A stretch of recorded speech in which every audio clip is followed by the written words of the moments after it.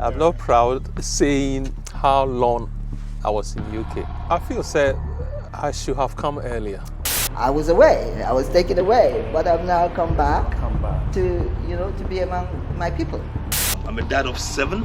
After 33 years outside, I decided to bring the family back home.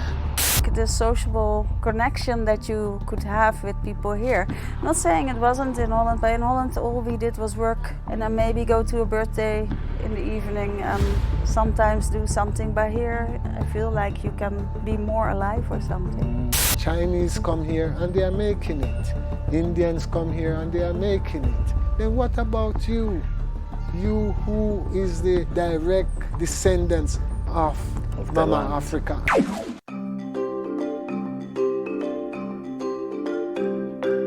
From the day I made it my dream that I'll move back to Ghana permanently after my service within the British Armed Forces, I decided to engage with as many retirees or diasporans that I could find, just to tap into their experience. And looking back at some of the conversations I've had, I'm uberly inspired. And in this video, I want to share brief stories of some of the wonderful and down-to-earth people I've been blessed to meet, who moved to Ghana from the West with nothing but the desire to build for their future freedom and mental well-being. I also share some of the lessons I picked through my interactions with them, which I think will help me embark on my own journey back to my motherland. This will inspire you. Do you think you would have achieved this if you were still in London? No. My name is Mickey. Keep watching.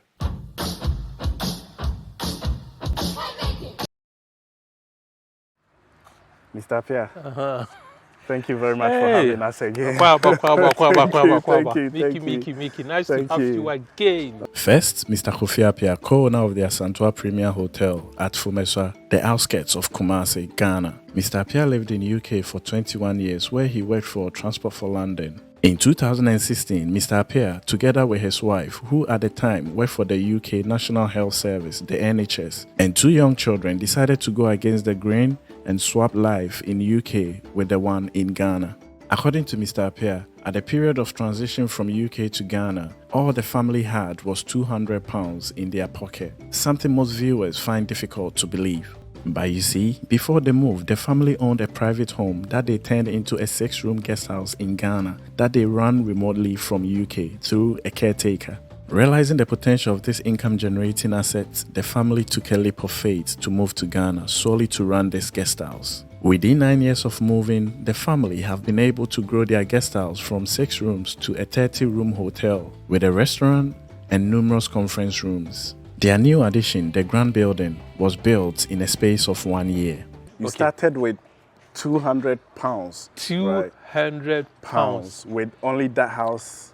That is so the you house came in when this house was done. built. This yes. is what happened with £200. £200. This house. This house was there. Right, and then this one came up. This one came up 2016. 2016. And this one and now 2024. We've got the Grand. Yes. Please, if somebody is in front of you and said, show us the way, what will be the way? Believe in yourself. Believe in what you can achieve. Believe that it is possible.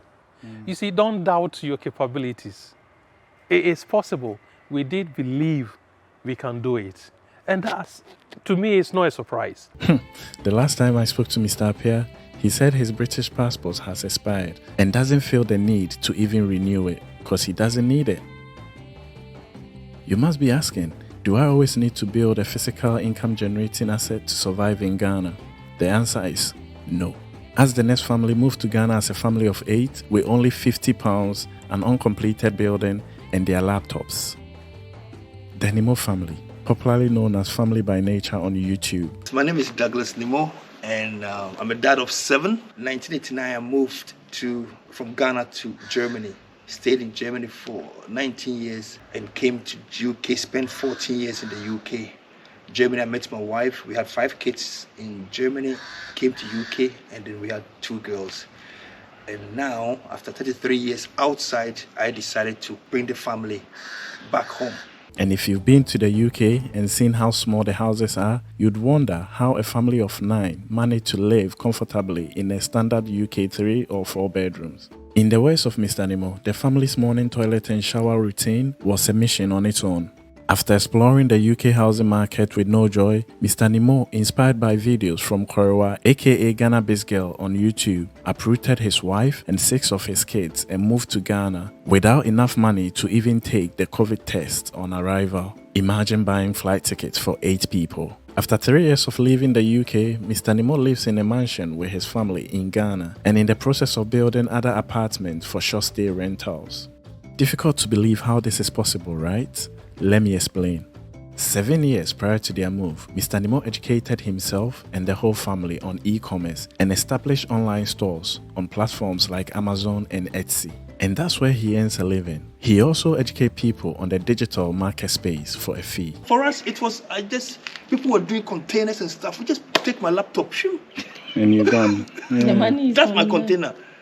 You know, and the investment I've made in myself over the years, because one of my core principles is Hosea 4:6. It says, my people perish for lack of knowledge. The time and freedom he and his wife have is enviable. Now, to one of the OGs in Ghana for over 23 years, Marvel, aka Efia Frema, a Jamaican woman who moved from UK to build the cozy Villa Sankofa at Agyei in Ghana. For me, the UK was a learning curve, okay?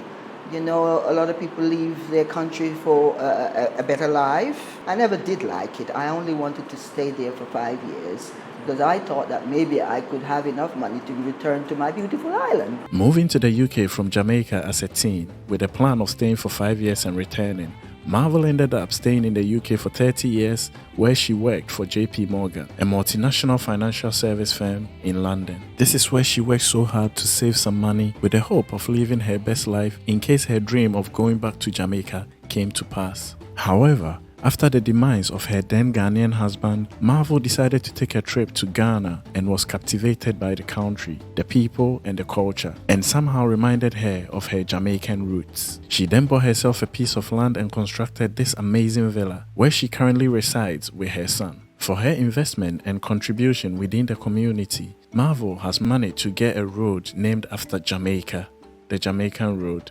This is Marvel celebrating her 70th birthday in Ghana, surrounded by her beloved family and friends.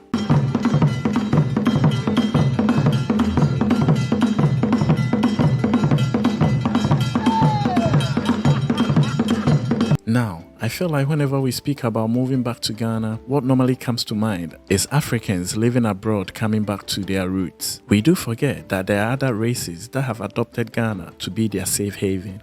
In 2001, a young Dutch lady came to Ghana to do volunteer work and fell in love with the country. Ghana in general, just people are friendly. We are still free. It's not like Ghana is without rules. That is really not true, but we are still free in a lot of things. And yeah, here in this village, we get the chance to live with nature still. After few visits, she decided to settle and built a house and a hostel at Efijasi Banko in the Ashanti region, where herself and a few local ladies host and entertain guests through cultural tours and sightseeing. She also ran the Banko Women Organization, where she seeks to empower women within the community to become self-reliant and independent. Pat has 2 adorable kids that she delivered in Ghana and speak highly of the simple but peaceful life that she lives there. How many kids did you have here? Two. How yes. was it like? It was rough, but I think childbirth is not easy. And the second one was way better, but there's really... People will talk about the local... the health system here, but I just went to the local government hospitals and to me it was fine. Of course, certain things that happen, it wouldn't have been good if that would have happened, but it's like that. But even last year, I needed an operation and I just did it in a local hospital also in Efijasi here, and everything went fine. Another person who's inspired my move to Ghana is Nana Kwame, a Jamaican who's overcome challenges of humble beginnings to create a footprint on Ghanaian soil. For me, I would live in Africa in any condition. Any condition. After 400 years in captivity, 16 generations die and born on the plantation 16 times. I don't see anything can me sentencing myself to life in the land of the living.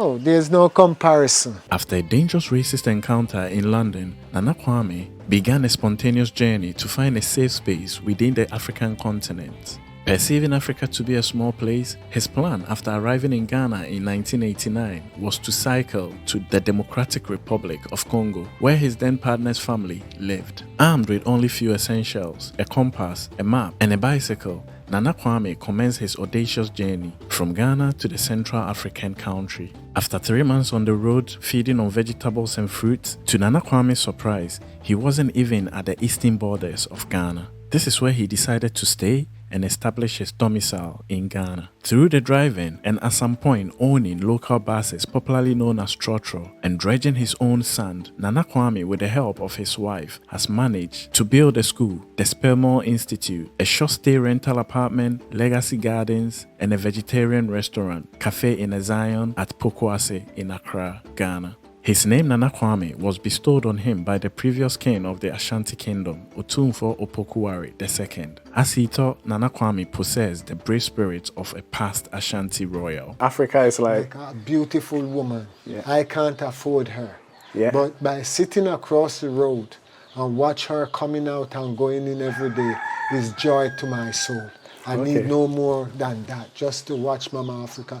Because when I originally came here, I just come here to sit down and enjoy the breeze and watch the birds and watch all the beautiful things go by. I didn't expect that I would achieve. And today talking to you. The establishment of schools reminds me of Diana, the founder and director of Little Angels Academy in the heart of Kumasi. What is your purpose? And for me, it was always a desire to come back home. I never really saw the West as my home, no. You know, when Diana reached out to share her story about the school, I thought, maybe it's a backyard nursery, until I was greeted with these mega structures that actually sprang out of her backyard nursery. After living in the UK for over 20 years, Diana arrived in Ghana in 2008 to establish a successful travel and tour company with her then partner. However, what sparked the establishment of her school was the lack of suitable daycare facility for her then 9-month-old baby within her chosen location in Kumasi. She teamed up with other experts to set up their own playgroup, which ended up solving a peculiar problem within the community, hence grew into a school. Now, in addition to the standard classrooms, Little Angel Academy can boast of creative arts and music studio, facilities for children with special needs, and looks to build a rooftop farm for the school. She reiterated that it wasn't easy, but definitely worth her blood and tears. And I could tell from her confident, oozing personality that she has arrived and living her dream. I'm very fond of saying that my knowledge and exposure and experience is not necessarily needed in other parts of the world that are developed. But here in Ghana, it's absolutely needed. Another wonderful lady contributing to the education system, though not through setting up of a school, but rather taking up positions within academia in Ghana, is Elizabeth. After acquiring a law degree in Ghana, Elizabeth traveled to Canada on a scholarship to further her education with a firm intention of coming back to serve her motherland. Once you've gone, take what you can from there, make the best of your life there. But for me, I always lived there like a sojourner. So I knew that I was coming home. Yes, I settled, but not to the extent that I wouldn't be able to uproot if I needed to. On her first attempt to return to Ghana, the family found out her then baby boy had developed a health condition that required a specialist treatment for 5 years. Though a specialist could be found in Ghana, it was deemed cheaper for the family to return to Canada for the treatment to take place. The projected 5-year treatment in Canada turned into 10 years, but this didn't stop Elizabeth from returning back to Ghana, where she works as a law lecturer at the Kwame Nkrumah University of Science and Technology. According to Elizabeth, adding value to her motherland is more fulfilling than any Western comfort she's left behind. So, would you do it again? Was it worth it? Oh yes, it was worth it. Oh my, I love it. Like, it didn't start out with me loving it, so let's not romanticize everything. It was difficult settling back in. For instance, if you go to a government office, nothing works and you're frustrated and all of that. But for all those things, I had to work on myself. That what I've seen is not what that worker there has seen. The efficiency I think that they should be using and all of that. So what can I do?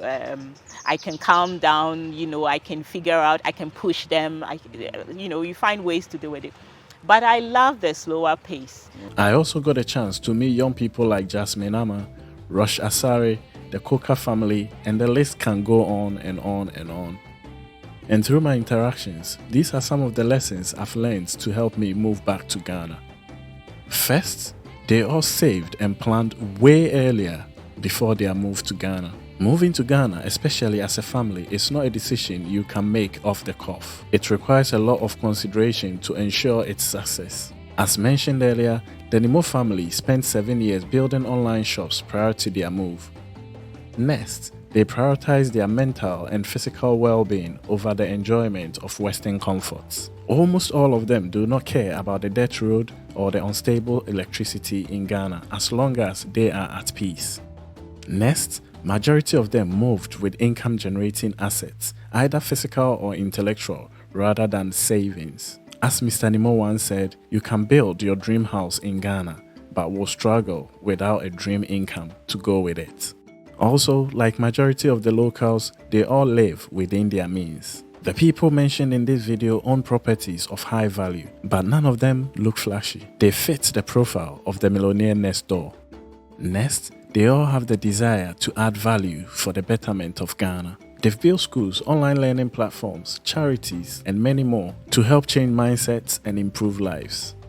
Next, they make sure they build their place of abode before the move, as moving back to Ghana without the burden of paying rent makes your move a tad easier, especially as a family. Finally, they all seemed happy and fulfilled. I will leave it at that. Now, I'm not saying moving to Ghana is meant for everyone. Like every venture in this world, some will fail and others will succeed. Moving to Ghana will definitely not wipe all your problems away. You are only swapping them for a Ghana one. The question is, which problem are you willing to bear? But for those willing to put their spiritual peace ahead of physical comforts, these are some of the examples to show you that it's been done before, so it is possible. As always, I hope you find this video helpful. If so, please give it a like. Please subscribe to come on my journey of experience. Thank you very much for watching and see you in the next one.